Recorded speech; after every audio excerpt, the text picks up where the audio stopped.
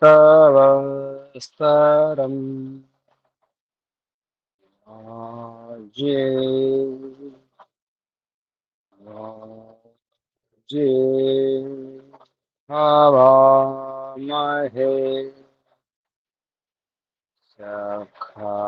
सखाय इन्द्रमोदये सखाय इन्द्रमोदये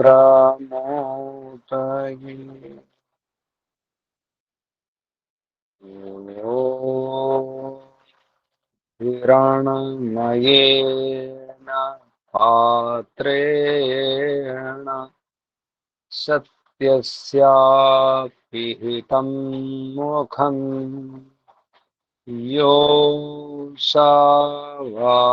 योऽसावादित्ये पुरुषः सोऽसावहम्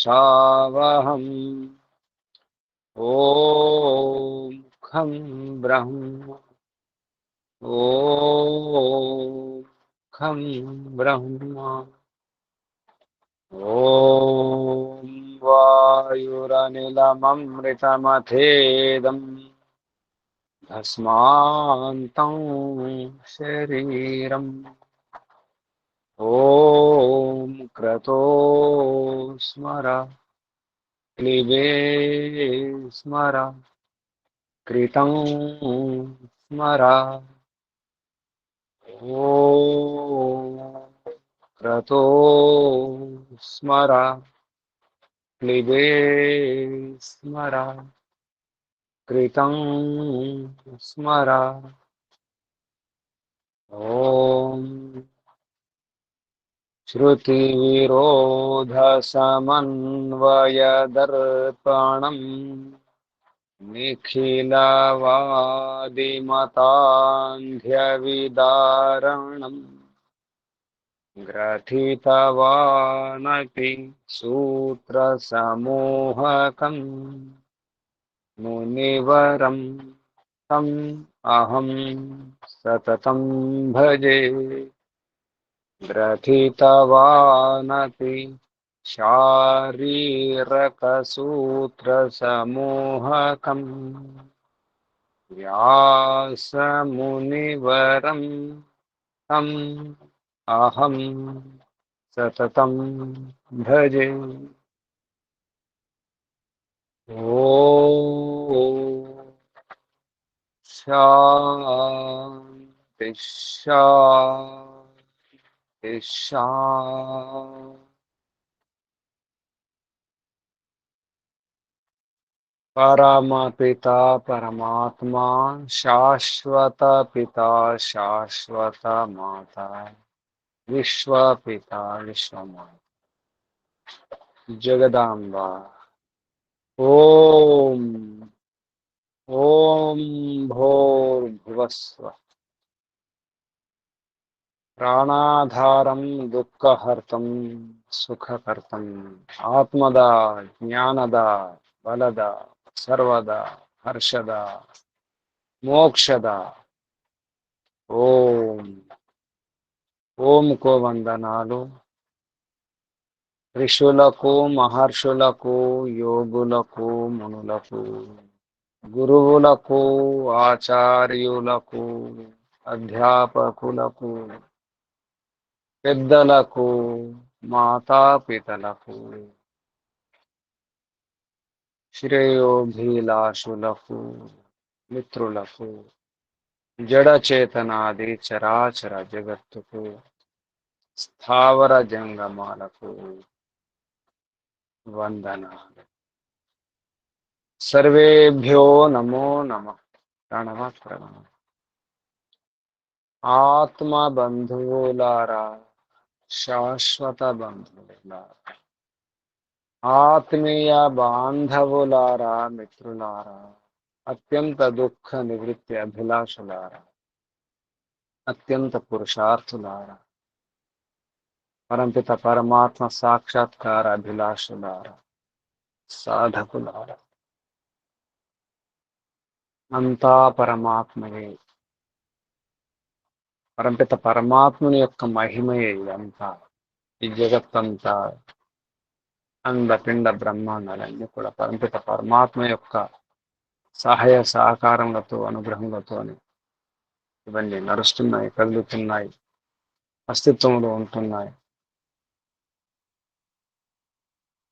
విశ్వనేత, బ్రహ్మాండ నేత, విరాట్, సమ్రాట్, బ్రహ్మరాట్, పరంపిత పరమాత్మ విశ్వరూపము.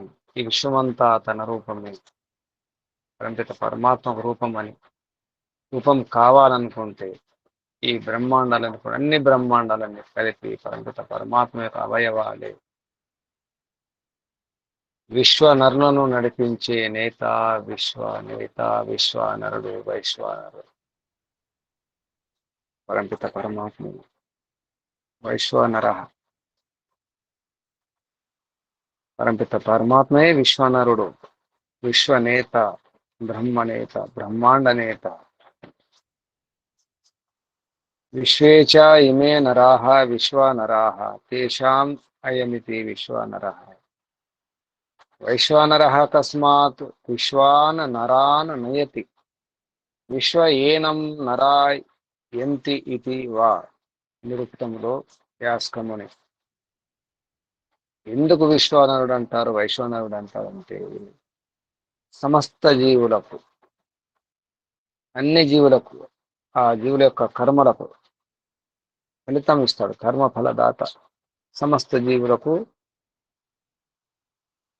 వారు చేసుకున్నటువంటి, ఆ జీవులు చేసుకున్న కర్మలకు ఫలం అందజేసేవాడు.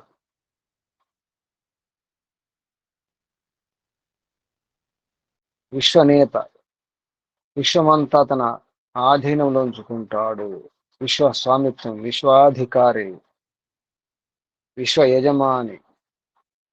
అందుకే పరంపిత పరమాత్మ విశ్వానికి రాదు. ఓం యః ప్రాణతో నిమిషతో మహిత్వ ఇక ఇద్ రాజా జగతో బభువ. ఈ జగత్తుకు ఇత్ రాజా. పరంపిత పరమాత్మ మాత్రమే రాజా, రాజు, ఏకరాజా, మహిత్వ ఏకరాజా. అతడే భూత భవిష్యత్ వర్తమాన అటువంటి ప్రపంచము అధిష్టాత, రాజు. యో భూతం చ భవ్యం చ సర్వం యచ్చాది తిష్టతి. ఈ భూత భవిష్యత్ వర్తమానాన్ని కూడా పరంపిత పరమాత్మ యొక్క ఆధీనంలో ఉంటాయి. పరంపిత పరమాత్మయే విశ్వనేత, విశ్వాధిష్టాత. కాబట్టి విశ్వ నరుడు, వైశ్వానరుడు. ఈ విశ్వనరుడే వైశ్వానరుడు, విశ్వానికి నరుడు పరంపిత పరమాత్మ. కాబట్టి ఈ వైశ్వానరు అనే శబ్దం పరంపిత పరమాత్మయే. పరంపిత పరమాత్మ యొక్క కరుణతో, అనుగ్రహంతో ఈ ప్రపంచం, ఈ జగత్తు ఏర్పడింది. కాబట్టి ఈ ప్రపంచం, ఈ బ్రహ్మాండాలన్నీ కూడా పరంపిత పరమాత్మ యొక్క అంగాలు, అవయవాలు అనుకుంటే, అందులో జఠరాగ్ని అనుకుంటే, ఆ జఠరాగ్ని ఆ ఆహారాన్ని జీర్ణింపజేసేది, అరిగించే ఆ జఠరాగ్ని, ఆ వైశ్వానర అగ్ని, అది పరంపిత పరమాత్మ. ప్రళయకాలం అన్నిటిని భక్షిస్తాడు. అత్త అధభక్షనే మింగేస్తాడు, తన గర్భంలో పొట్టలో ఉంచుకుంటాడు. కాబట్టి పరంపిత పరమాత్మే వైశ్వానరుడు. ఇందులో ఎటువంటి సందేహం లేదని చెప్పడానికి ప్రయత్నం చేస్తున్నారు వేదవ్యాసుల వారు. కృష్ణ ద్వైపాయనులు, బాదరాయణులు అనేటువంటి మహర్షి వేదాంత దర్శనంలో ప్రథమ అధ్యాయంలో ద్వితీయ పాదంలో చెప్పడం జరుగుతుంది. వైశ్వానర అనే శబ్దం. వైశ్వానర సాధారణ శబ్ద విశేషాత్. ఈ విధంగా ఈ వైశ్వానర శబ్దం గురించి ఇక్కడ చర్చ, మీమాంస. వైశ్వానర శబ్దం అనేది నిజానికి అది జఠరాగ్ని కావచ్చు కదా, ఎందుకంటే అంగాల గురించి, అవయవాల గురించి చెప్పడం జరిగింది. జఠరాగ్ని పొట్టలో ఉంటుంది. ఆ పొట్టలో జఠరాగ్ని లేకపోతే ఎలా జీర్ణం అవుతుంది? కాబట్టి ఆ వైశ్వానర అనే శబ్దము అది జఠరాగ్నికి వర్తిస్తుందేమో అని సందేహం కలుగుతుంది. అది కాదు, అక్కడ సందర్భంలో ఆత్మ అనే విషయం వచ్చింది. ఎందుకంటే ఈ ప్రసంగంలో ప్రశ్న అదే, కోనా ఆత్మ కిం బ్రహ్మేతి. ఛాందోగ్య ఉపనిషత్తులో ప్రశ్న ప్రశ్న కోన ఆత్మ, ఈ ఆత్మ ఏమిటి, ఆత్మ అంటే ఏమిటి, కిం బ్రహ్మ, ఈ బ్రహ్మ ఏమి అనే ప్రశ్న. అడిగినటువంటి ప్రశ్న ఏమిటి, ఆత్మ బ్రహ్మ గురించి. చెప్పినటువంటి శబ్దము వైశ్వనార శబ్దం కాబట్టి అడిగిన ప్రశ్నకు సమాధానం వైశ్వనార అని చెప్పడం జరిగింది. ఆ వైశ్వనార శబ్దం గురించి తెలుసుకోవడానికి ఈ కొందరు ఋషులు, ప్రాచీన శాల మొదలగు ఋషులు తెలుసుకోవడానికి ఉద్దాలక మహర్షి దగ్గరికి వెళ్తారు. ఆ ఉద్దాలక మహర్షి వైశ్వనార ఆత్మ గురించి తెలుసుకున్నవాడని చెప్పేసి వారు వెళ్ళడం జరుగుతుంది. ఆ ఉద్దాలక మహర్షి కూడా అంటారు, దాని గురించి నాకు పూర్తిగా తెలియదు, ఈ వైశ్వనార ఆత్మ గురించి బాగా తెలిసిన వారు ఎక్కడ ఉన్నారు, అక్కడికి వెళ్దాం, అశ్వపతి ఉన్నారు అక్కడికి వెళ్దాం, ఈ కేకయ దేశాధిపతి అంటే అశ్వపతి దగ్గరికి వెళ్ళి అక్కడ తెలుసుకుని చెప్పేసి అందరూ కలిసి ఈ కేకయ దేశాధిపతి అయినటువంటి అశ్వపతి దగ్గరికి వెళ్తారు. అక్కడ అడగడం జరుగుతుంది, ఈ ఆత్మ అంటే ఏమిటి, కిం బ్రహ్మేటి, కోన ఆత్మ, నా అంటే మా యొక్క ఈ ఆత్మ ఏమిటి, ఈ బ్రహ్మ ఏమిటి, కిం బ్రహ్మేటి, బ్రహ్మ ఏమిటి. అడిగిన ప్రశ్న ఆత్మల గురించి, బ్రహ్మ గురించి. అయితే ఇక్కడ ఆత్మ బ్రహ్మ అనే శబ్దాలు గమనించి అశుపతి గారు అప్పుడు అభిప్రాయం చెప్తారన్నమాట. ఈ కనిపించేదంతా కూడా ఈ పరంపిత పరమాత్మ యొక్క శరీరమే, అందులో ఉన్నటువంటి ఈ వైష్ణవ అని ఏతుందో అది పరంపిత పరమాత్మయే అని స్పష్టంగా చెప్పడం జరుగుతుంది. మనకు సందర్భాలు కూడా వస్తాయి. బృహదన్యక ఉపనిషత్తు కూడా చాందోగ్యలో ఈ రూపకాలంకరంతో చెప్పడం జరిగింది. పరంపిత పరమాత్మ యొక్క ధ్వని అంగాలని చెప్పేసి, ఈ ప్రాణం అని, ఇది మూర్ధ అని, ఇది పృథివీ అని, పాదాలు ఇవి అని ఇలా చెప్పడం జరుగుతుంది. ప్రాణ పృథగ్ వర్త్మాత్మ సందేహో బహుళ వస్త్రేవ రహి పృథివీవ పాదౌ ఉరహ ఏవ వేది లోమాని బరిహి హృదయం గార్హపత్య మనో అన్వాహార్య వచన హాస్యం ఆహ్వానీయ. ఇక్కడ అగ్నుల గురించి వస్తుంది. హృదయం గార్హపత్య అగ్ని అని, మనస్సు అన్వాహార్య వచన అగ్ని అని, హాస్యం ముఖము ఆహ్వానీయ అగ్ని అని చెప్పేసి అగ్ని గురించి ప్రస్తావన వస్తుంది. అందులో జఠరాగ్ని కూడా ఒక అగ్ని. ఆ విధంగా వర్ణించినప్పుడు రూపకాలంకారంలో ఇదంతా ఈ జగత్తంతా పరంపిత పరమాత్మ యొక్క శరీరం అనుకుంటే అందులో ఇవన్నీ అంగాలు అని చెప్పడం జరిగింది.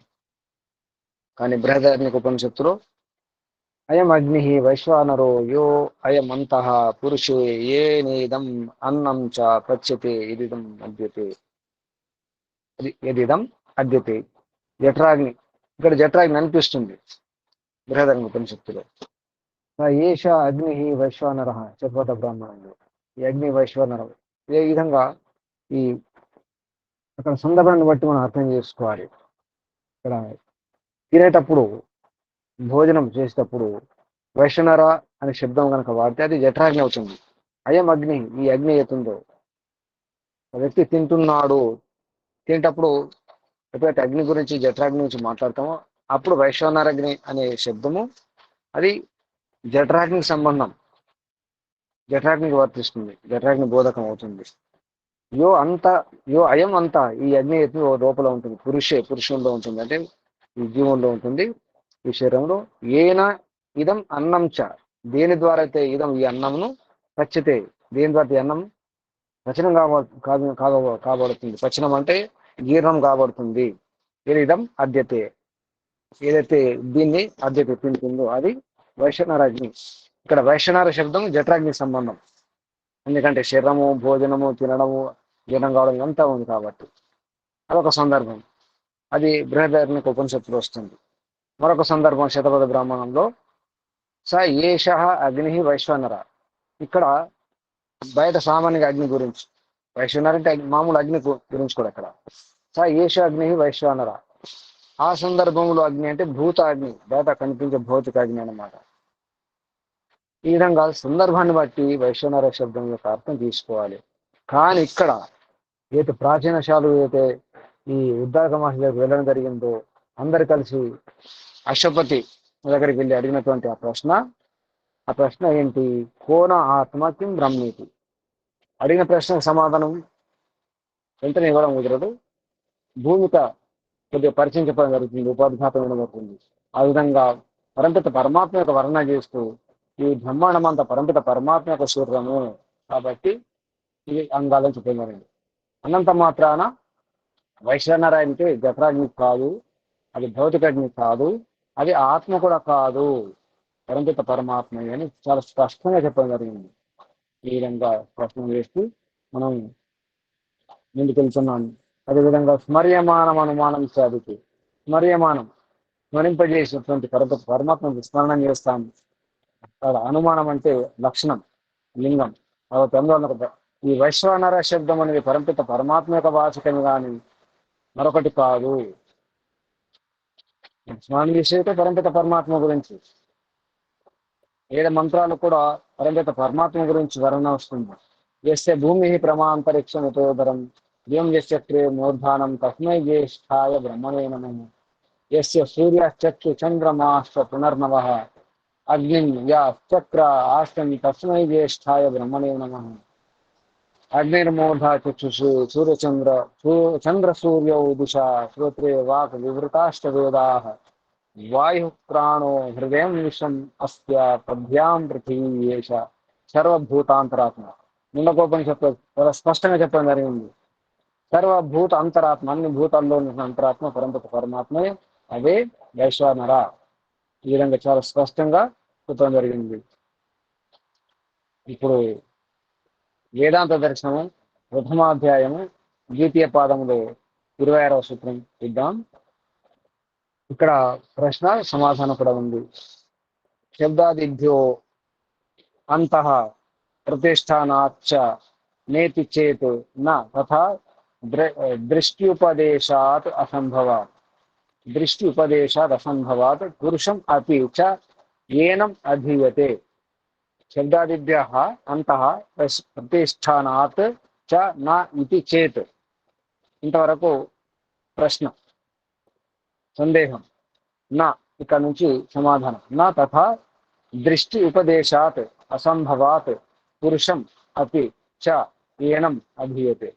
శబ్దాదిభ్య, ఈ వైశ్వనర శబ్దం ఏతున్నాయో ఈ మూర్ధ ఇవన్నీ అవయవాలు, శివుడు చంద్రుడు ఈ చక్షులని కన్నులని విధంగా అయితే వర్ణన ఉందో, ఈ శబ్దముల ద్వారా ఏది వెళ్ళిందో, ఆ శబ్దముల ద్వారా ఏదైతే వర్ణ ఉందో ఆ వర్ణ వలన కూడా అంత ప్రతిష్టానాపిచ, ఈ శబ్దాలు ఉన్నాయి, మూర్ధ ఉంది, కన్నులు, ఈ నోరు, ఇవంతా కూడా వర్ణించడం జరిగింది కదా. దాన్ని బట్టి ఏం తెలుస్తుంది? అదొక శరీరం అని తెలుస్తుంది. పాదాలు, తర్వాత హృదయం, ఛాతి, లోమాని, రోమాలు, ఈ అగ్నుల గురించి కొంత కూడా వర్ణన ఉంది. దీని బట్టి ఏం తెలుస్తుంది? ఒక శరీరం అని తెలుస్తుంది. ఈ శబ్దాల వలన తర్వాత అంత ప్రతిష్టానపై శరీరం లోపల కూడా ఉన్నందువలన నా ఏమన్నా వైష్ణవ శబ్దం అనేది పరమాత్మక బోధకం కాదు ఇది ఇచ్చేది. ఎవరైనా అలా అంటే అటువంటి సందేహం కనుక ఉంటే శబ్దాదిభ్యో శబ్దాదుల వలన అంత ప్రతిష్టానతం ఈ శరీరం లోపల ఉండడం వలన నా ఇది, నా అంటే ఇక్కడ వైష్ణవ శబ్దం పరమాత్మ బోధకం కాదు ఇది చేత అని ఎవరైనా అనుకుంటే, అటువంటి సందేహం ఉంటే నా అది కాదు సమాధానం. సమాధానం ఏంటి? అది కాదు, అది అనకూడదు, అది తగదు. తథా తథా దృష్టిపదేశాత్. వైష్ణవ శబ్దం పరంపిత పరమాత్మ అర్థాన్ని బోధిస్తుంది. ఆ విధంగా మనకు తెలుస్తుంది. దృష్టిపదేశాత్ అంటే ఇక్కడ పరంపిత పరమాత్మ సర్వసాక్షి, ఆ విధంగా తెలుస్తుంది కాబట్టి ఇక్కడ దృష్టిపదేశాత్. తర్వాత అసంభవాత్, పరంపిత పరమాత్మ లాగా ఈ వైష్ణవరాగ్ని కానీ, ఈ భౌతికాగ్ని కానీ, ఈ జీవాత్మలు కానీ అంతటా సూర్యుడు చంద్రుడు అక్కడ ఉండలేవు కదా. జీలోకంలో ఉండలేవు, అంతరిక్షంలో ఉండలేవు. భూమి ఈ భౌతికాగ్నికి కానీ, జఠరాగ్నికి కానీ, జీవాత్మకు కానీ భూమి పాదాలు కాదాలవు కదా. ఇన్ని బ్రహ్మాండాలు నడిపించే శక్తి ఏ జీవాత్మకు లేదు, ఏ భౌతికాగ్నికి లేదు, ఏ జఠరాగ్నికి లేదు. కాబట్టి దీన్ని బట్టి కూడా ఏం తెలుస్తుంది అంటే అసంభవాత్, అసంభవం అని తెలుస్తుంది. అసంభవం వలన పురుషం అపి, ఇక్కడ పురుషం అపి అంటే శరీరంలో ఉన్నటువంటి చైతన్యం కలిగినటువంటి జీవాత్మ కూడా, ఇక్కడ పురుష శబ్దం జీవాత్మకు వస్తుంది. పురుషం అపి, అపి అంటే కూడా. పురుషుడు కూడా, జీవాత్మ కూడా, ఈ జీవుడు కూడా, ఈ ఆత్మ కూడా ఏనం, ఆ ఏనం అంటే ఇక్కడ ఆ వైశ్వానరుణ్ణి, ఏనం అధీయతే.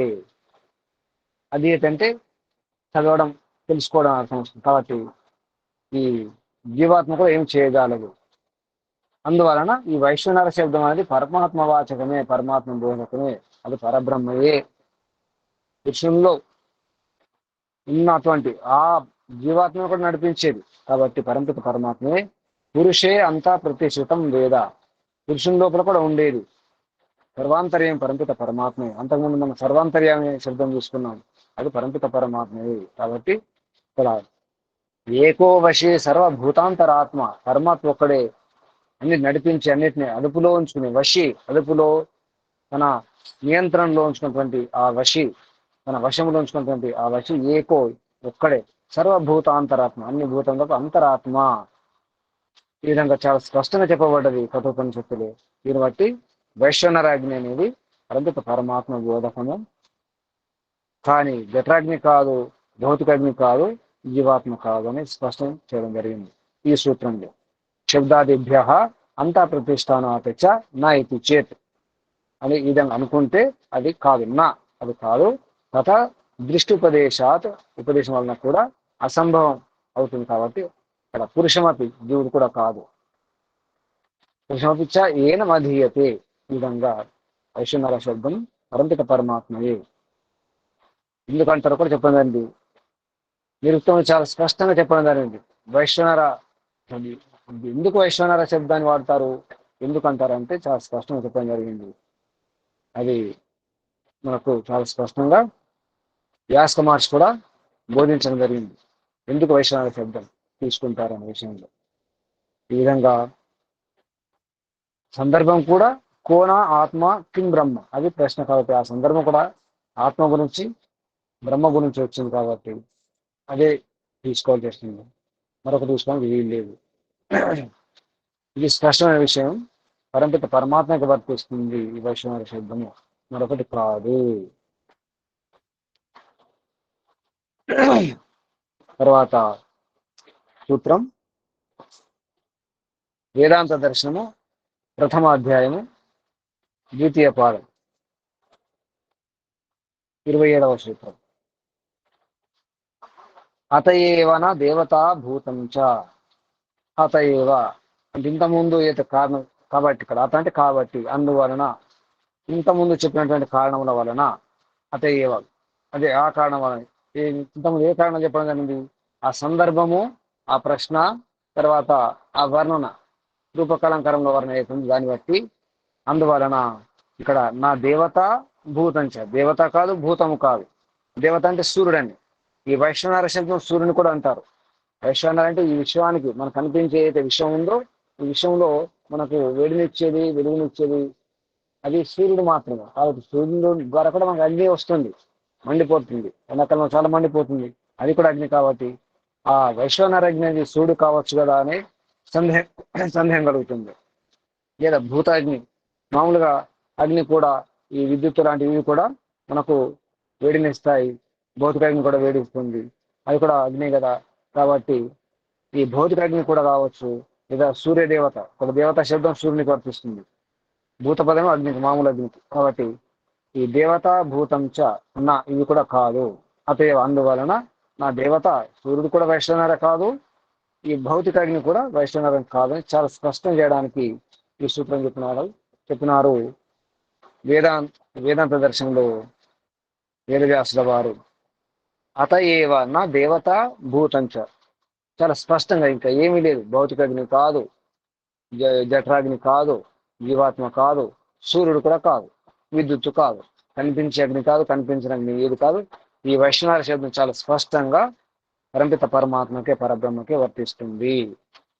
అంతేకాని ఇక్కడ సందేహం లేదు. ఎందుకంటే మనం ఉపనిషత్తు చదివేటప్పుడు సందేహం కలిగే అవకాశం ఉంది. కాబట్టి చాలా స్పష్టంగా చెప్పడం జరిగింది, వైష్ణవ శబ్దం అనేది పరబ్రహ్మ పరమేశ్వర వాచకమే, జఠరాగ్ని మొదలగు వాచకం కాదు అని చెప్పడం జరిగింది. మనకు ఈ దేవతా శబ్దం గురించి కూడా నేర్పంలో వస్తుంది. దేవో దానాద్వా, దీపనాద్వా, ద్యోతనాద్వా. సూర్యుని దేవత ఎందుకు అంటారంటే ద్యూస్థానంలో ఉంటారు కాబట్టి, ద్యూస్థానం భవతీతివా. అదే కాకుండా ద్యోతనాథ్ ప్రకాశాన్ని ఇస్తారు కాబట్టి, దీపనాథ్ వెలిగిస్తారు కాబట్టి, దేవో దానాథ్ ఇచ్చేవారందరూ కూడా దేవుడే. దేవుళ్ళ ఎవరు అంటే దానాథ్, దానం ఇచ్చేవారు, మనకి ఏదైనా సేవ చేసేవారు, రక్షించేవారు కూడా దేవతలు, దేవుళ్ళే. దేవో దానాద్వా దీపనాద్వా, దీపన సేవ చేసేవారు, అలాగే వెలుగునిచ్చేవారు కూడా, వెలుగుతూ వెలుగునిచ్చేవారు. దీపనాద్వా ద్యోతనాథ్, వెలుగుతూ వెలుగునిచ్చేవారు కూడా దేవతలే. అలాగే ద్యూస్థానం, దివిలో ఆ ద్యులోకంలో ఉండేటువంటి ఈ నక్షత్రాన్ని కూడా దేవతలే, వెలుగునిచ్చేవన్నీ కూడా దేవతలే. కాబట్టి ద్యూస్థానం భవతి ఇటివా నిరుక్తంలో వస్తుంది ఇది. కాబట్టి అగ్ని గాని సూర్యుడు గాని ఇక్కడ వైశ్వనర పదం ఏతుందో అది అది కాదు.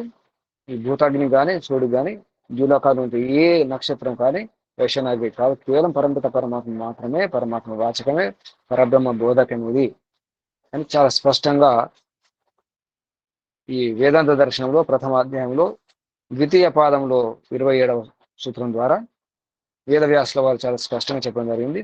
అతయేవ చాలా స్పష్టంగా నిర్ణయం అన్నమాట, ఇది తీర్పు. అతయ అందువలన నా దేవత నా భూతంచ, దేవత కాదు భూతం కాదు, ఈ భౌతిక అగ్ని కాదు అని చెప్పడం జరిగింది.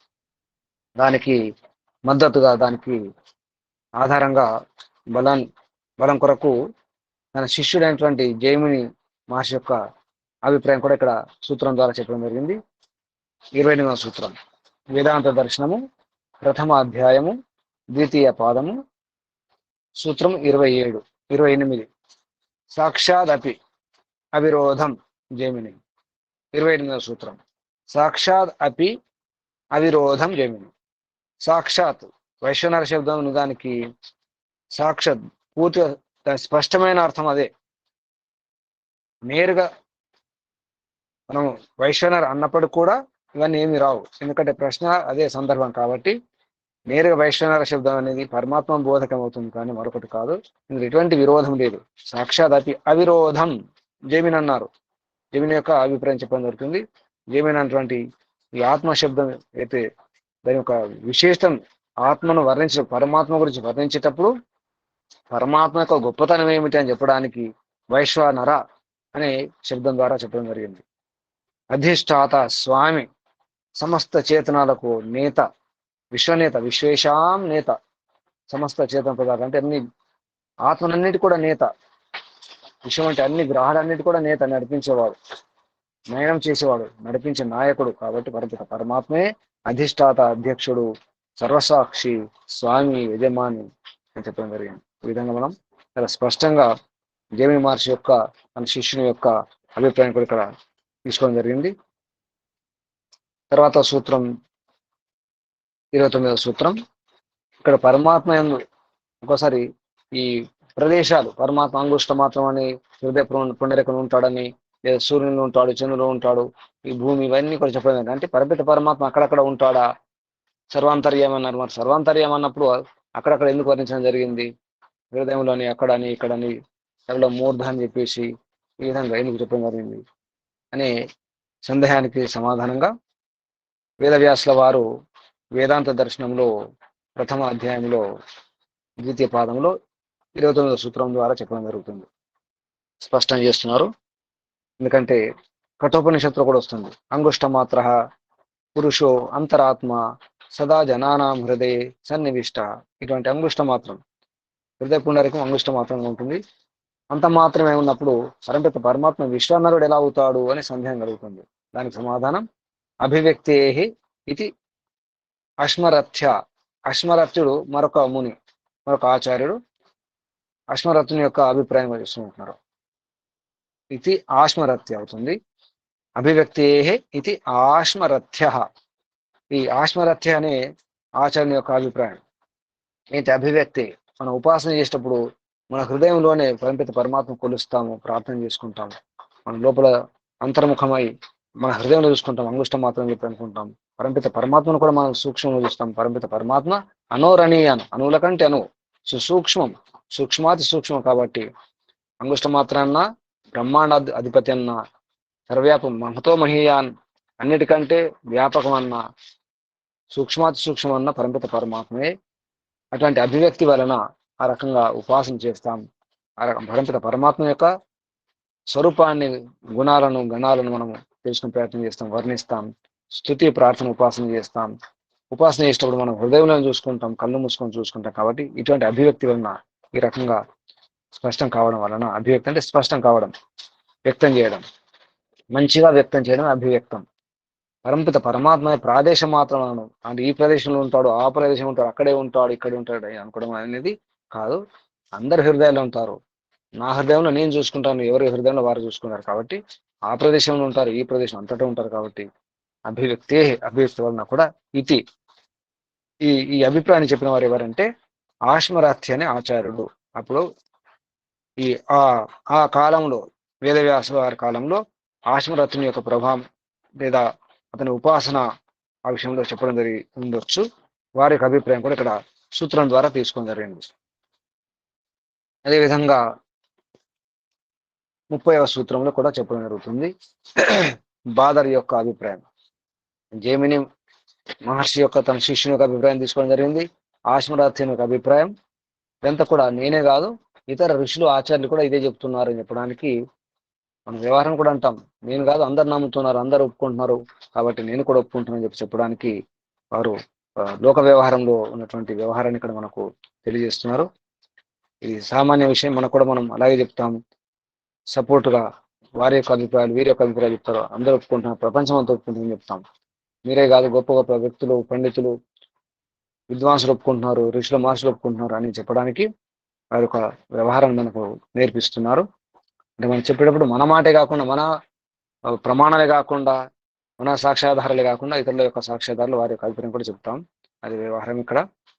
ఇప్పుడు వేదాంత దర్శనం ప్రథమ అధ్యాయము 2వ పాదము సూత్రం 30.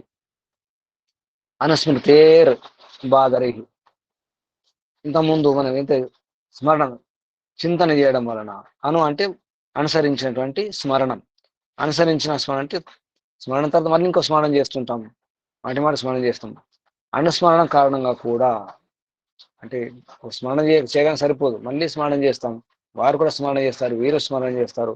కొందరు అనుసరించి ఋషుల మహర్షులు ఏ విధంగానైతే సాధన చేసుకున్నారో, ధ్యానం చేసుకున్నారో, దాన్ని అనుసరించి మనం కూడా వారిని అనుసరించి, వారిని ఆదర్శంగా తీసుకొని అనుకరించి మనం కూడా ఉపాసన చేస్తాం, సాధన చేసుకుంటున్నాం. ఇది అనుస్మృతి అంటారు, అనుస్మరణం.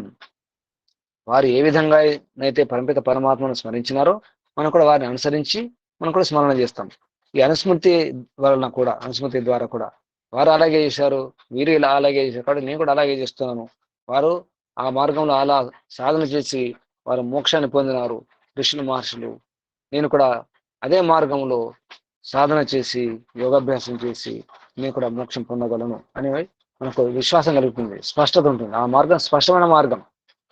ఆ మార్గాన్ని దర్శించిన వారు వారి యొక్క మార్గదర్శనంలో నేను కూడా ప్రయత్నం చేస్తాను, నేను కూడా మోక్షం పొందగలను, నా దుఃఖాలు, కష్టాలు, సమస్యలను దూరం చేసుకోగలననే మనకు నమ్మకం కలుగుతుంది, ధైర్యం వస్తుంది. కాబట్టి అటువంటి వ్యవహారంలో బాదరి యొక్క అభిప్రాయం చెప్పడం జరుగుతుంది ఇక్కడ.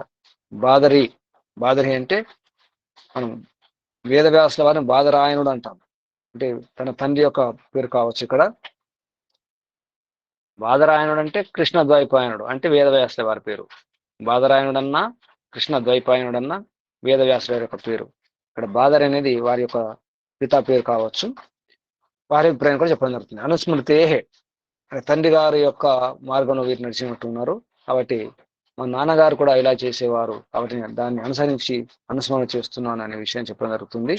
అనుస్మృతేర్ బాదరిహి, ఆ విధంగా బాదరి యొక్క అభిప్రాయం కూడా చెప్పడం జరిగింది. అనుస్మరణ ద్వారా కూడా ఈ కారణంగా కూడా పరమిత పరమాత్మ ప్రాదేశ మాత్రాలను కూడా వ్యవహారం చేస్తారు, కానీ దానికి అంతటా ఉంటారు. ఎందుకంటే సుసూక్ష్మము, సూక్ష్మాతి సూక్ష్మము, అక్కడ ఇక్కడ ఎక్కడైనా ఉండగలుగుతారు పరమిత పరమాత్మ. కాబట్టి మీరు హృదయం తీసుకున్నా, భృకుటి తీసుకున్నా, ఏ కేంద్రం తీసుకొని, ఏ ధారణ స్థానం తీసుకొని, ధారణ కేంద్రం తీసుకొని మనం ధ్యానం ప్రారంభం చేసినా అక్కడ లభిస్తాడు, ఇక్కడ లభిస్తాడు, ఎక్కడైనా లభిస్తాడు. సర్వాంతర్యామి, సర్వవ్యాపకుడు కాబట్టి సర్వగతుడు. సపర్యగాత్ శుక్రం అకాయం, సపరి అగాత్, అంతటా ఉంటాడు, సర్వగతుడు పరంపిత పరమాత్మ. గతి అంటే ప్రాప్తి అని అర్థం వస్తుంది, గతి అంటే జ్ఞానం అని అర్థం వస్తుంది, గతి అంటే గమనం. గతి, గమనం, జ్ఞానం, ప్రాప్తి, 3 అర్థాలు వస్తాయి. కాబట్టి సర్వగతుడు అంటే అంతటా గతి, అంతటా లభించేవాడు, అంతటా ప్రాప్తించేవాడు అని అర్థం వస్తుంది. ఆ విధంగా పరమిత పరమాత్మ యొక్క స్మరణం చేసుకోవాలి. ఋషులు మహర్షులు చేసినటువంటి పద్ధతులు మనం అనుస్మరణ చేయాలి. వారిని అనుసరించి స్మరణ చేసుకుంటే తప్పకుండా మనం కూడా సఫలవరం కాగలుగుతాం. మనం కూడా జీవన్ముక్తులం కాగలుగుతాం, మోక్షాన్ని పొందగలుగుతాం అనే విషయం స్పష్టమవుతుంది. పరమాత్మ ఈ ప్రపంచం నడిపించే శక్తి అని మర్చిపోకూడదు. విశ్వే చ ఇమే నరాహ విశ్వానరాహ తేషాం అయమితి వైశ్వానర. ఇది నిరుక్తం వస్తుంది. ఈ విధంగా స్పష్టం చేస్తున్నారు. తథా అని చెప్పేసి మళ్ళీ జైమిని యొక్క అభిప్రాయం తీసుకుంటున్నారు. జైమిని ఏ విధంగా చెప్పడం జరిగిందో మళ్ళీ 31వ సూత్రంలో వేదాంత దర్శనము ప్రథమ అధ్యాయము ద్వితీయ పాదం. సంపత్తే ఇది జైమిని తథా హి దర్శయతి. సంపత్తి సంపాదన నిమిత్తం ఈ ప్రాదేశిక మాత్రం ఏదైతే వ్యవహారం ఉన్నదో ఆ వ్యవహారం చెప్పడం ఇక్కడ సంపత్తి అని చెప్పడం జరిగింది. సంపాదన అంటే ఈ అవయవాలు ఇక్కడ అక్కడ అంతటా పరిమిత పరమాత్మ ఉన్నది ఏతుందో ఈ మూర్ధ, కళ్ళు, నాసిక, ముఖము, ఈ గడ్డము, ఇవన్నీ కూడా అవయవాల గురించి చెప్పడం జరిగింది వైశ్వరుని పోల్చేటప్పుడు. ఇది సంపత్తి అనమాట. పరిమిత పరమాత్మ యొక్క ఈ ఐశ్వర్యం సంపత్తి అంతా, ఈ బ్రహ్మాండం అంతా పరిమిత పరమాత్మ యొక్క సంపత్తి, ఐశ్వర్యమే. అందుకే పరమేశ్వరుడు అంటాం. పరమైశ్వర్యుడు, ఐశ్వర్యం అంటే అంత సంపత్తి. ఈ సంపదలను కూడా పరిమిత పరమాత్మే. ఐశ్వర్యం ఎప్పుడు కూడా జడమే ఉంటుంది, ఐశ్వర్యం ఎప్పుడు కూడా చేతనం కాదు. ఈ జగత్తంతా, ఈ బ్రహ్మాండాలన్నీ కూడా పరిమిత పరమాత్మ యొక్క ఐశ్వర్యం కాబట్టి పరమైశ్వర్యుడు, పరమేశ్వరుడు అంటాం మనం. కాబట్టి ఈ సంపత్తి వలన కూడా, ఈ సంపత్తి పరిమిత పరమాత్మయే, ఈ సంపత్తికి యజమాని పరిమిత పరమాత్మయే అని జైమిని కూడా ఒప్పుకోవడం జరిగింది. తథాహి దర్శయతి. ఆ విధంగా తథాహి అట్లే, తథ అలాగే, హి అంటే ఖచ్చితంగా, నిశ్చితంగా, అలాగే, దర్శయతి ఆ విధంగా ఈ దర్శనాల్లో కానీ ఇతర బ్రాహ్మణ గ్రంథాల్లో కానీ ఉదాహరణ చెప్పడం, ఆ విధంగా మనకు చెప్పడం, చూపించడం జరుగుతుంది. కాబట్టి వైశ్వనరునికి ఈ పరిమిత పరమాత్మకి అంగాలుగా, అవయవాలుగా వర్ణింపబడినటువంటి ఈ ద్యులోకాదులు, ద్యులోకం కానీ, అంతరిక్షం కానీ, ఈ భూమి కానీ, ఈ మూర్ధ తల అంటున్నాం, ఈ కళ్ళు అంటున్నాం, చెవులు అంటున్నాం, ముక్కలు అంటున్నాం, ఏతున్నా ఇదంతా కూడా వర్ణం అంతా కూడా పరిమిత పరమాత్మ యొక్క వర్ణన. అలాగే బ్రాహ్మణ గ్రంథాలు కూడా అలాగే ఉంది, అలాగే వర్ణించబడేది. కాబట్టి ఈ ప్రాదేశ మాత్రం అనేది శబ్దం కేవలం అక్కడే ఉంటాడు అని కాకుండా అంతటా ఉంటాడని తీసుకోవాలి. ఇది జైమిని ముని యొక్క అభిప్రాయం అని. సంపత్తి ఇది జైమిని, సంపత్తి అని ఇది ఆ విధంగా జైమిని చెప్పడం జరిగింది. కాబట్టి తథాహి అలాగే దర్శిత, అలాగే పరిమిత పరమాత్మ మనకు తన స్వరూపాన్ని చూపించడం జరుగుతుంది. ప్రాదేశ మాత్రం ఇవ హ వై దేవా సువిదిత అభిసంపన్నా తథా ను వహ ఏతాన్ వక్ష్యామి యథా ప్రాదేశ మాత్రం ఏవ సంపాదయిష్యామి ఇది సా హోవాచ. శతపథ బ్రాహ్మణంలో వస్తుంది. మూర్ధానం ఉపదిశన్ ఉవాచ ఏషా వా అతిష్ఠ వైశ్వానర ఇతి చక్షుషి ఉపదిశన్ ఉవాచ ఏషా వై సుతేజ వైశ్వానర ఇతి నాసికే ఉపదిశన్ ఉవాచ ఏషా వై పృథక్ వర్త్మాత్మా వైశ్వానర ఇతి ముఖ్యం ఆకాశం ఉపదిశన్ ఉవాచ ఏషా వై బహుళో వైశ్వానర ఇతి ముఖ్య ఆప ఉపదిశన్ ఉవాచ ఏషా వై రైహి వైశ్వానర ఇతి చుబుకం ఉపదిశన్ ఉవాచ ఏషా వై ప్రతిష్ఠ వైశ్వానర ఇతి. శతపథ బ్రాహ్మణ వస్తుంది. ఇక్కడ ప్రతిసారి కూడా వైశ్వానర శబ్దం వచ్చింది. ఇక్కడ ముఖంలో ఉన్నారు, అక్కడ ఉన్నారు, ఇక్కడ ఉన్నారు, చుబుకంలో ఉన్నారు, ఆకాశం ఇదంతా కూడా చెప్పాలి. నాసికే, కన్నుల్లో, ముక్కులో, మూర్ధ, సంపాదయిష్యామి, సంపాదించిన నేను పొందగలను అర్థం. అక్కడ సంపాదించుకుంటాను, భగవంతుని యొక్క స్వరూపాన్ని సంపాదించుకుంటాను, సంపాదన.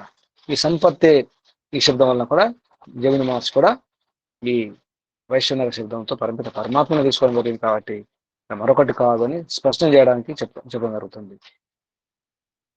మనం ఉపనిషత్తులను, ఈ శతపథ బ్రాహ్మణం ఇటువంటి శాస్త్రాలు అధ్యయనం చేస్తే అక్కడ చాలా సందేహం కలుగుతుంది. ఆ సందేహ నివృత్తి కొరకే ఈ వేదాంత దర్శనం ఈ విధంగా చెప్పడం జరుగుతుంది. ఈ విధంగా ప్రాదేశం మాత్రం అని అనుకోవడానికి వీల్లేదు. అదంతా కూడా సంపాదయిష్యాన్ని, సంపాదించుకుంటాను అంటే తెలుసుకుంటాను. ఆ పరిమిత పరమాత్మ అక్కడ ఇక్కడ ఎక్కడెక్కడ ఉన్నారు. కాబట్టి ఆ మూర్ధలో ఉన్నటువంటి పరిమిత పరమాత్మను, కన్నుల్లో ఉన్నటువంటి, ముక్కులో ఉన్నటువంటి, ఈ విధంగా అక్కడెక్కడ ఉన్నటువంటి పరిమిత పరమాత్మ నేను సంపాదించుకుంటా అంటే పొందగలను, ప్రాప్తి చేసుకోవాలని అర్థం వస్తుంది. అందుకే సంపత్తే ఇది జైమిని తథాహి దర్శయత అని చెప్పడం జరిగింది.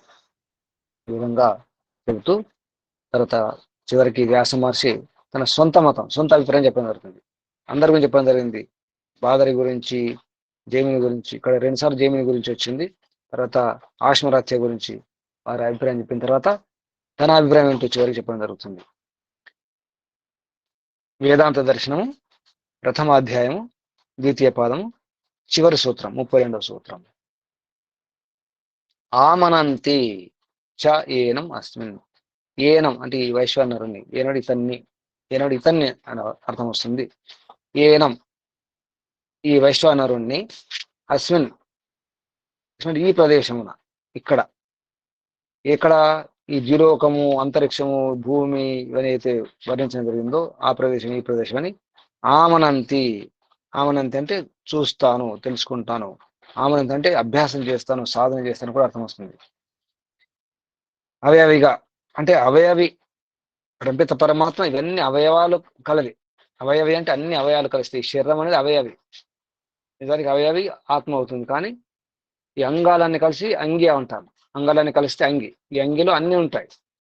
అంటే ఈ శరీరంలో కాళ్ళు, చేతులు ఇవైతే అవయవాల అంగాలు ఉన్నాయో దీని పేరు అవయవి. శరీరం మొత్తం కలిపితే అఖండంగా. లేదా అంగి అంటాం, అంగాలు కలది అంగి. అలాగే ధర్మాలు కలది ధర్మి అంటాం, గుణాల కలది గుణి అంటాం. అలాగే ఇక్కడ ఏతుందో ఈ అవయవిగా చూస్తాం. అంత మొత్తం చూడాలి, అఖండంగా చూడాలి. అప్పుడు మనకు చాలా విషయాలు అర్థమవుతాయి. ఒకటొకటి చూడకూడదు. ఒకటొకటి చూస్తే మనకు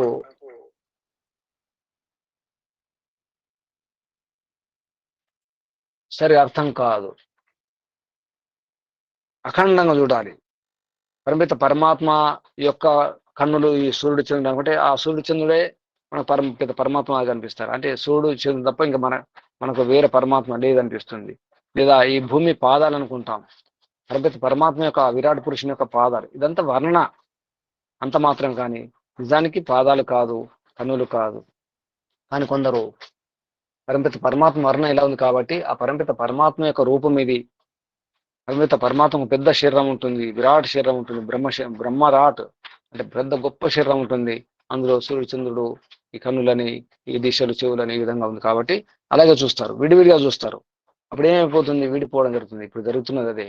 అందరూ రకరకాలుగా ఉపాసన చేయడం ద్వారా, పూజించడం వలన ఆకారాలతో భగవంతుని పంచుకోవడం జరిగింది. అది సరైన పద్ధతి కాదని చెప్పడానికి ఆమనంతి చాయేనం అస్మిన్ ఇక్కడ ఈ ప్రదేశం ఆ ప్రదేశం కాకుండా అంతటా చూడాలి. ఈ ప్రాదేశం మాత్రం ఏతుందో ఈ అనుస్మృతి, ఈ సంపత్తి ఇవన్నీ కూడా కాకుండా సరైనటువంటి ఉపాసన ద్వారా తెలుసుకోవాలి అనే విషయాన్ని తన అభిప్రాయం చెప్పడం జరుగుతుంది. అంతటా సాధన చేసుకోవాలి. ఆమనంతి అంటే అవయవిగా చూసుకోవాలి. అన్ని మొత్తం అన్ని అంగాలు అవయవాలను కలిపి ఒకటిగా చూడాలి, అఖండంగా చూడాలి, ఏకరసంగా చూడాలి, ఖండఖండంగా చూడకూడదు. ఆ విషయాన్ని చెప్పడం జరుగుతుంది. తన యొక్క అభిప్రాయం వ్యాసమహర్షి చివరికి తుదకు ఈ విధంగా చెప్పడం జరిగింది. ఈ రకంగా పరిమిత పరమాత్మ యొక్క స్వరూపం చాలా విశ్వరూపం అన్నమాట. ఆ విశ్వరూపాన్ని ఇలా అర్థం చేసుకోవాలి. ఎందుకంటే ఈ విశ్వరూపం, ఈ బ్రహ్మాండాలన్నీ కూడా, అఖిలాండ కూడా బ్రహ్మాండాన్ని కూడా తన శరీరం అనుకుంటే అందులో పరిమిత పరమాత్మ బ్రహ్మాత్మ, విశ్వాత్మ అన్న, బ్రహ్మాత్మ అన్న, వైశ్వానరుడన్న, విశ్వనేత, విశ్వనరుడు ఇవన్నీ కూడా పరిమిత పరమాత్మ యొక్క మహిమను వర్ణించడానికి, గొప్పతనాన్ని వర్ణించడానికి ఈ శబ్దాలు. కానీ మనం భౌతిక జ్ఞానం అనుకోవడము, జీవాత్మ అనుకోవడము, సూడు అనుకోవడము, జఠరాగ్ని అనుకోవడము కాదు అని చెప్పడానికి ప్రయత్నం చేయడం జరిగింది. ఈ విధంగా పరిమిత పరమాత్మ యొక్క ఉపాసన ఎలా చేయాలనే విషయాన్ని మనం స్పష్టంగా చేసుకోవడానికి వ్యాస మహర్షి యొక్క ప్రయత్నం, వారి యొక్క పురుషార్థం, వారి యొక్క ఈ వివరణ, ఉపనిషత్తులు, బ్రాహ్మణ గ్రంథాలు, తర్వాత ఇతర గ్రంథాల యొక్క సారం ఈ వేదాంత దర్శనం. వేదం యొక్క సారమే వేదాంతం. వేదం చివరికి చెప్పేది ఏమిటి? సంగ్రహేణ బ్రవీమి ఓం ఇతి ఏతత్ సర్వే వేద యత్పదం ఆమనంతి అని కఠోపనిషత్తులో వస్తుంది.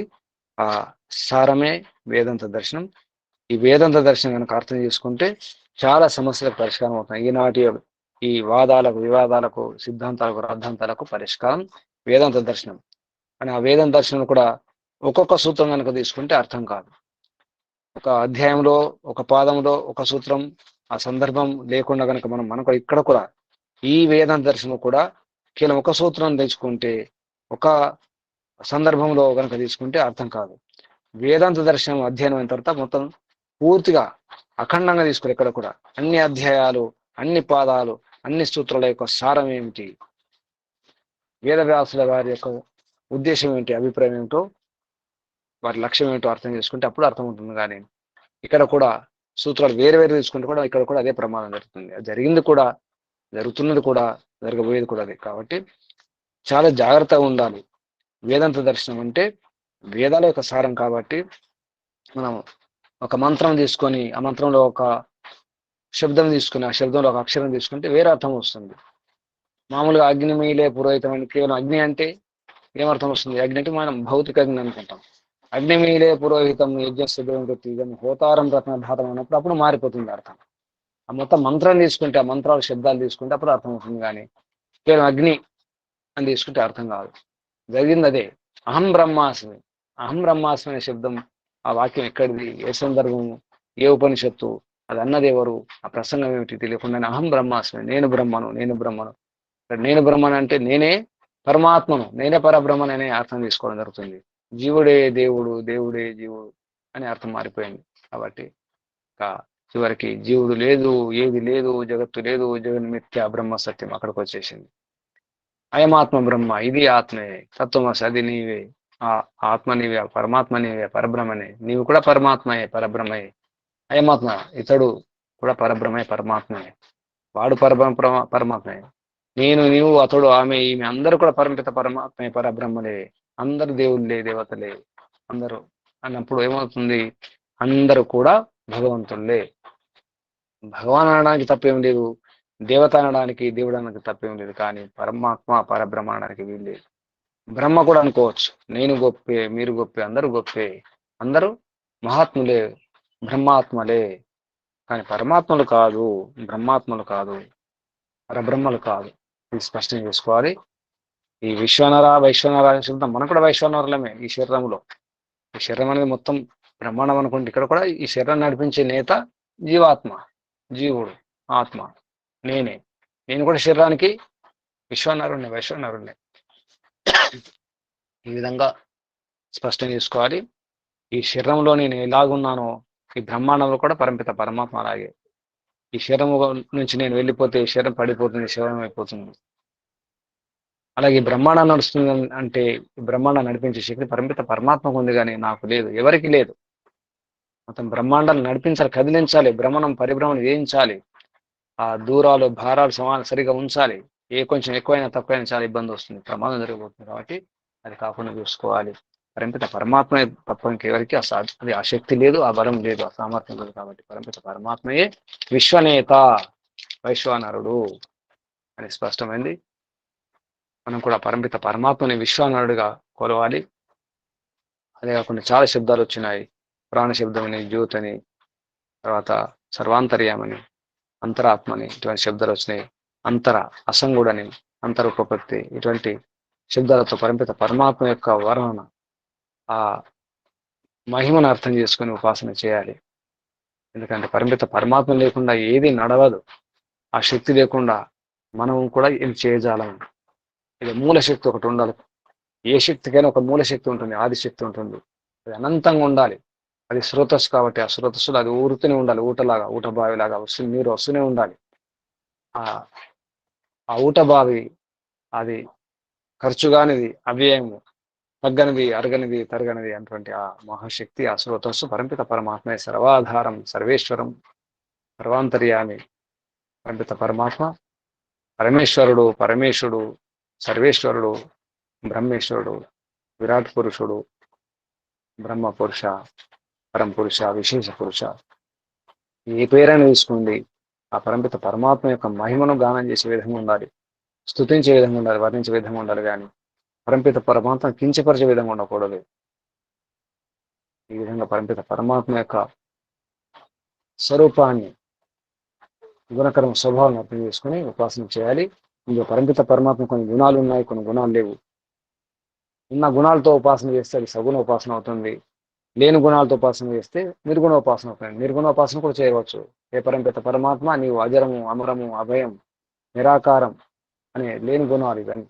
ఈ గుణాలు లేవు కాబట్టి ఇటువంటి ఆ గుణాలతో కూడా ఉపాసన చేసుకోవచ్చు. అప్పుడు నిర్గుణ ఉపాసన. నిర్గుణ ఉపాసన అంటే నిరాకారం అని కాదు, సగుణ ఉపాసన అంటే సాకారం అని కాదు. సగుణాలతో కూడా చేసుకోవచ్చు. సర్వాధార, సర్వేశ్వర, సర్వాంతర్యామి, ఆ విధం కూడా సర్వశక్తిమాన్, న్యాయకారి, దయాలు, నిత్య, పవిత్ర, ఈ విధంగా ఈ శబ్దాలకు ద్వారా సచ్చిదానంద ఇవన్నీ కూడా సగుణాలు అన్నమాట. ఆ విధంగా కూడా చేసుకోవచ్చు. అలా ఋషుల మహర్షులకు తెలిపినటువంటి దారి మార్గదర్శనం ఈ దర్శన మార్గం. అందుకే దర్శన మార్గంలో మనం కనుక పరమాత్మను సాధన చేసుకుంటే పరమిత పరమాత్మ యొక్క సాక్షాత్కారం అవుతుంది. సాక్షాత్కారం అంటే పరమాత్మ యొక్క స్వరూపం ఏమిటి అర్థం చేసుకోవాలి. ఒక ఆవు ఉంది, ఒక గుర్రం ఉన్నట్టు దానికి ఆకారం అని తెలుసు, ఎలా ఉంటుంది చెప్పచ్చు. అలా దాని యొక్క సాక్షాత్కారమైనప్పుడు కూడా, దర్శనమైనప్పుడు కూడా మనం దాన్ని చూస్తాం. దాని గుణాలు తెలియకుండా, దాని యొక్క లక్షణం తెలియకుండా ఆ గుర్రాన్ని మనం ఆవుని గుర్రం అనుకుంటే కుదరదు. అలాగే పరమాత్మ యొక్క గుణాలు ఏమిటి, అసలు స్వరూపం ఏమిటో తెలియకుండా ఇదే పరమాత్మ అని అనుకుంటే కుదరదు. ఇంకే స్వరూపం తెలియాలి. అందుకే ఆ గుణగణాలు ఏమిటి అర్థం చేసుకోవాలి. మీకు తెలిసిన తర్వాత ప్రయత్నం చేయాలి. ఆ మార్గంలో మనం ప్రయత్నం చేస్తున్నాం. పరమాత్మ యొక్క మహిమ ఏమిటో తెలిసిన ప్రయత్నం చేస్తున్నాం. ఈ విధంగా కనుక ఉపాసన చేస్తే ఈ జన్మతోనే మోక్షం సంభవం, సాధ్యం. ఋషుల మహర్షుల యొక్క మార్గం ఇది తప్పకుండా సాధ్యం, సందేహం లేదు. ఎందుకంటే నిస్సందేహమైనప్పుడే మోక్షం లభిస్తుంది, సందేహాలు పోతేను. కాబట్టి ఈ దేహంలో ఉన్నప్పుడే సందేహాలన్నీ దూరం చేసుకోవాలి. ఇప్పుడు మనం దేహంలో ఉన్నాం, శరీరంలో ఉన్నాం కాబట్టి ఇది మంచి అవకాశం. అది మానవ దేహం ఉన్నాం, మానవ శరీరంలో ఉన్నాం. ఈ మానవ జన్మలు చాలా గొప్ప అవకాశాన్ని ఉపయోగించుకొని పరమాత్మ యొక్క దర్శనం చేసుకోవాలి. ఇప్పుడే సాధ్యం. తర్వాత కనుక ఈ శరీరం కాక మరే శరీరం కనుక ఇస్తే, ఇక ఏ క్రిమో, ఏ కీటకమో, ఏ పశువు, ఏ పక్షి శరీరం కనుక లభిస్తే అప్పుడు మళ్ళీ ప్రారంభం చేయాల్సి వస్తుంది, మళ్ళీ పురుషార్థం చేయాల్సి వస్తుంది, మళ్ళీ మొదటికి వస్తుంది. కాబట్టి వాయిదాలు వేసుకోకుండా, సమయం వ్యర్థం కాకుండా చూసుకొని ఇప్పుడే ఈ క్షణమే ఈ దినమే ప్రయత్నం చేయాలి, ప్రారంభం చేయండి. ఈ జన్మలోనే మోక్షం పొందాలి, ఈ జన్మతోనే మోక్షం పొందాలి, ఈ శరీరంతోనే మోక్షం పొందాలి, మరొక శరీరం వద్దు, మరొక జన్మ వద్దు అని గట్టిగా నిర్ణయం చేసుకోండి. అనుకోకండి ఇది సాధ్యమా సంభవం, సాధ్యమే సంభవం, కేవలం తెలుసుకోవడంలోనే ఉన్నది. శరీరం పొట్టిగా ఉందా, పొడవు ఉందా, ఎర్రగా ఉందా, నల్లగా ఉందా కాదు, ఆడమగా కూడా కాదు. సరిగ్గా అర్థం కావాలి, అవగాహన ఉండాలి, సరైన బోధం ఉంటే చాలు. ఈ క్షణమే మోక్షం, ఈ దినమే మోక్షం, ఇప్పుడే మోక్షం, మోక్షంలోనే ఉన్నాం. ఎందుకంటే పరమాత్మ సర్వాంతర్యాన్ని, సర్వవ్యాపకుడు అంతటా ఉన్నాడు, చుట్టూ ఉన్నాడు. కాబట్టి ఆ పరమాత్మ మోక్షం అంటే మరొకటి కాదు, ఆనందం అంటే ఒకటి కాదు, వేరొకటి కాదు. ఆనందం అన్నా, మోక్షానందం అన్నా, మోక్షం అన్నా పరమాత్మయే నిజానికి. సారీ ఎస్ కేవలం మనకి వేదమంత్రం కూడా స్పష్టంగా చెబుతుంది. ఆ కేవల ఆనందమే పరమాత్మ, మరొకటి కాదు. అదే అనంతానందం, అదే అపారానందం, అదే విశుద్ధానందం, అదే నిత్యానందం, సత్యానందం, అంతా అదే. పేర్లు మారుతాయి. పరమాత్మ సాక్షాత్కారం అంటాం, లేదా మోక్షం అంటాం, మోక్ష ప్రాప్తి అంటాం. వాక్యం మారింది, శబ్దాలు మారినాయి, కానీ స్థితి అదే. ఆ స్థితిలో ఉండే ప్రయత్నం చేద్దాం. పరమాత్మ ఆనందాన్ని పొందే ప్రయత్నం చేద్దాం. దానికి యోగ్యత కావాలి, అర్హత కావాలి. ఆ యోగ్యత గురించి మాత్రమే ప్రయత్నం చేయాలి, పురుషార్థం చేయాలి, అఖండ పురుషార్థం చేయాలి, ప్రచండ పురుషార్థం చేయాలి. పూర్ణ పురుషార్థం చేస్తే తప్పకుండా సాధ్యం. బయట దుష్టులు, దుర్మార్గులు, రాక్షసులు ఎవరైతే చెడ్డ పని చేసేవారైతే పురుషార్థం చేస్తున్నారో ఆ పురుషార్థంలో 10% పురుషార్థం చేసినా మోక్షం లభిస్తుంది. ఇది అతిశయోక్తి కాదు. గమనించండి, ఒక దొంగ, ఒక హంతకుడు, ఒక దేశద్రోహి చేసే పురుషార్థంలో మనం ఎంత పురుషార్థం చేస్తున్నాము, వారు ఎంత కష్టపడుతున్నారు, ప్రాణాలకు తెగించి ఎంతో జాగ్రత్తగా, ఎంతో పథకంతో, బుద్ధిపూర్వకమైన ప్రయత్నం. వారికి బుద్ధి ఉంటుంది, కానీ దుర్బుద్ధి, కుబుద్ధి ఉంటుంది, దుష్ట బుద్ధి ఉంటుంది. కాబట్టి వారు కూడా బుద్ధితో పనిచేస్తున్నారు, మనం సుబుద్ధితో పనిచేయాలి. సద్బుద్ధితో పనిచేయాలి. అది కేవలం 10% చేసిన చాలు. మనకున్న బుద్ధిలో, మనకున్న శక్తి సామర్థ్యాలలో 10% ప్రయత్నం చేసినా మోక్షమే లభిస్తుంది. కావాలంటే ప్రయోగం చేసి చూద్దాం, తెలుస్తుంది. ఈ క్షణం నుంచి, ఈ రోజు నుంచి ప్రయత్నం చేయండి. ఒక 6 మాసాల లోపల చాలా మార్పు వచ్చేస్తుంది. ఇదే లక్ష్యం పెట్టుకోవాలి. కూర్చున్నా, పడుకున్నా, లేచినా, భోజనం చేసినా, వ్యవహారం చేసినా, తిరిగినా, ఏ పని చేసినా నా లక్ష్యం మోక్షం, నా లక్ష్యం మోక్షం. సమస్త దుఃఖాల నుండి దూరం కావాలి. అన్ని రోగాల నుండి, అన్ని బాధల నుండి, అన్ని ఒత్తిడి నుండి, అశాంతి నుండి, నిరాశ, నిస్పృహ నుండి, అసంతృప్తి నుండి కూడా మీరు దూరం అయిపోవాలి. నాకు సుఖం, శాంతి, సంతృప్తి, ఆనందం, ఉల్లాసం, ఉత్సాహం, ప్రోత్సాహం, సాహసం, ఆనందం, ధైర్యం రావాలి. నేను ఆరోగ్యంగా ఉండాలి, బలంగా ఉండాలని చెప్పేసి ప్రయత్నం చేయండి. ఒక 6 మాసాల్లో మీ శరీరం కూడా మారుతుంది. రోగాలని పోతాయి, బాధలని పోతాయి, నొప్పులని పోతాయి. దానికి ఆహారం మార్చుకోవాలి, ఆలోచన మార్చుకోవాలి, ప్రశాంతంగా ప్రయత్నం చేయాలి, ధైర్యం కూడా ప్రయత్నం చేయాలి. చివరికి పరంపిత పరమాత్మకు సమర్పణ చేసుకోవాలి. అంతా నీదే ప్రభు, అంతా నిజానికి అంతా నీవే, అంతటా నీవే ఉన్నావు. ఇదంతా నీదే, నీవే యజమానివి. నేను కేవలం వినియోగదారుణ్ణి, నేను భోక్తను మాత్రమే. కానీ ఈ సంపత్తి అంతా నీదే, నేను కాపలదారుణ్ణి. కొద్దిగా ఉపయోగించుకుంటున్నాను, అంతవరకే నాది. చివరికి అంత వదిలిపెట్టిపోవాల్సిందే. చివరికి అంతా నీదే అవుతుంది. ఇప్పుడు నీదే, అప్పుడు నీదే, ఎప్పుడైనా అంతా నీదే ప్రభు, దేవమంతా నీదే ప్రభు అని కనుక ఆత్మ సమర్పణ చేసుకోవాలి. ఇది మనసులో మాటతో చెప్పేది కాదు. నిర్ణయం చేసుకోవాలి. మనస్సుతో పనికిరాదు, నోటితో ఒకటి చెప్పడానికి వీల్లేదు. ఆత్మ సమర్పణ, ఆత్మ ద్వారా చెప్పుకోవాలి. ఈ ఆత్మ ద్వారా చెబితేనే పరమాత్మకు అర్థమవుతుంది. ఏ భాష అవసరం లేదు. సంస్కృతం అవసరం లేదు, తెలుగు అవసరం లేదు, హిందీ అవసరం లేదు, ఏది అవసరం లేదు, ఏ సూత్రం అవసరం లేదు, ఏ మంత్రం అవసరం లేదు, ఏ శ్లోకం అవసరం లేదు. సమర్పణం కావాలి, ఈశ్వరార్పణం కావాలి, ఈశ్వర ప్రణిధానం కావాలి, అనన్య భక్తి కావాలి, మరొక భక్తి ఉండకూడదు. అప్పుడు సాధ్యం. ఇదొక్క అర్హత ఉంటే చాలు. దీనికోసం ప్రయత్నం చేద్దాం. పరంపిత పరమాత్మ యొక్క ఆనందాన్ని అందించే ప్రయత్నం చేద్దాం. ఓం శం. అందరికీ మోక్షం లభించుగాక, జీవనముక్తులుగాక. అందరి యొక్క దుఃఖాలు, కష్టాలు, సమస్యలు, బాధలు, వ్యాధులను పోవుగాక. ఈ ప్రార్థన సఫలముగాక. ఈ పరంపిత పరమాత్మ అంతా నీవే ప్రభు, అంతటా నీవే. ఇదన్నమమ్మ, ఇదన్నమమ్మ, ఇదన్నమమ్మ, అంతా నీ కొరకే, అంతా నీవే. ఓం శం. శాంతి, శాంతి, శాంతి. శాంతి పాఠం. ఓ